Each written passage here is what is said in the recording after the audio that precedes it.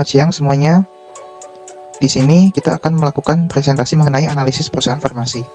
Di kelompok kita sendiri, ada saya, Rinaldi Winata, ada Andrew Suwandi, ada Elfrento Rajo Pradan, ada Jarnasian, Niko Andreasen, Patricia Angelica, dan Raymond Theodore.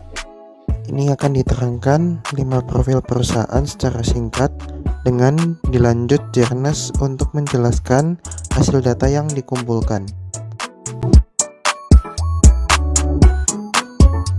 Dalam data 5 tahun terakhir, dapat dilihat bahwa Kimia Farma mengalami profit yang nilainya serupa pada tahun 2018 dan 2021, dengan beban usaha tertinggi pada tahun 2021, dan dengan total aset selama 5 tahun yaitu 18.352.877 triliun.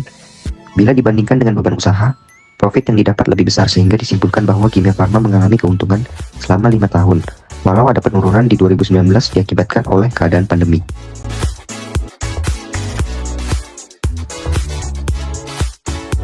Oke, untuk Sido Muncul akan saya terangkan sebagai berikut.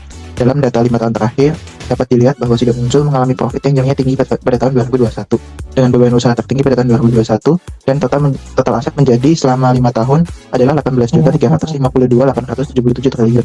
Bila dibandingkan dengan beban usaha, profit yang didapat lebih besar sehingga disimpulkan bahwa Kimia Farma mengalami keuntungan selama 5 tahun walau ada penurunan di 2019 yang diakibatkan oleh keadaan pandemi. Oke, selanjutnya akan dilanjutkan oleh Andrew. Dalam 5 tahun terakhir, dapat dilihat bahwa Kalbe Farma mengalami kenaikan profit dan juga beban usaha paling tinggi di tahun 2021. Tidak hanya itu, aset dan total aset tertinggi juga berada di tahun 2021. Perbandingan antara profit dan beban usaha di tahun 2021 juga menunjukkan bahwa Kalbe berhasil mencetak profit sebesar 103.111. Jadi bisa disimpulkan bahwa pada tahun 2021 Kalbe mendapatkan keuntungan.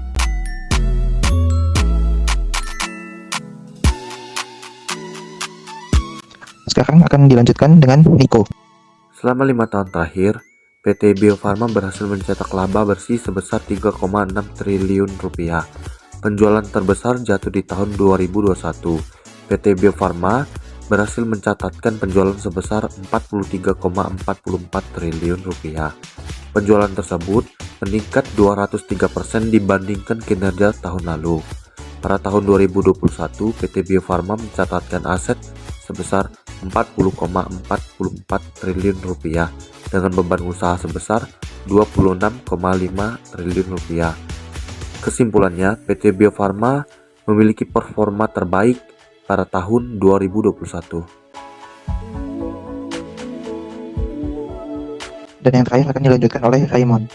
Dalam 5 tahun terakhir, dapat dilihat bahwa kenaikan profit terbesar ada pada 2019 dan beban usaha pada 2021. Aset dan total sales tertinggi ada pada tahun 2021.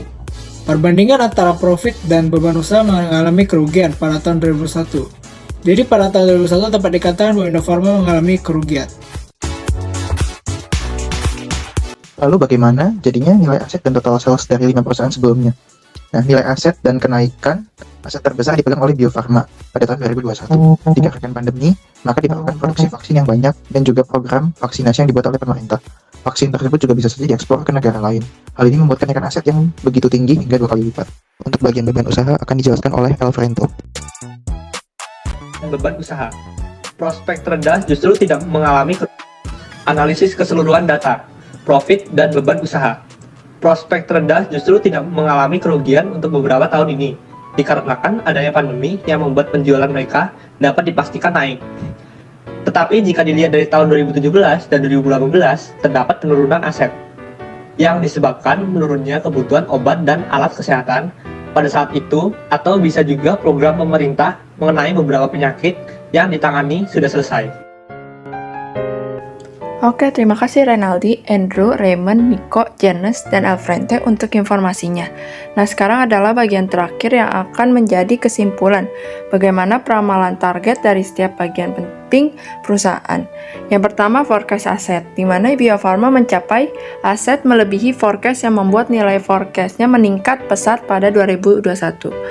Untuk forecast tetap pada Bio Farma dengan urutan kedua yaitu Kimia Farma, dan ramalan profit tertinggi dipegang oleh Indofarma. Maka untuk forecast dapat disimpulkan kalau forecast dilakukan dalam 5 tahun terakhir ini banyak mengalami perubahan yang sulit diprediksi, seperti pada tahun 2020 mengalami kenaikan yang melewati forecasting.